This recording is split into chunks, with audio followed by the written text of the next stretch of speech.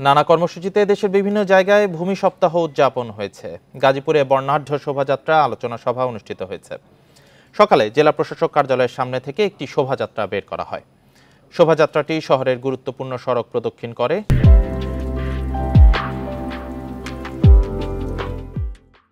নাটোরে ফিতা কেটে এবং বেলুন উড়িয়ে সেবা সপ্তাহের উদ্বোধন করেন জেলা প্রশাসক। নোয়াখালীতে কয়েকজন সেবাগ্রহীতাকে ভূমি অধিগ্রহণের চেক ও জমির খতিয়ান তুলে দেওয়া হয়। নেত্রকোনা শহরের ছোট বাজার এলাকার সদর ভূমি কার্যালয় প্রাঙ্গণে বেলুন উড়িয়ে ভূমি সপ্তাহের উদ্বোধন করা হয়।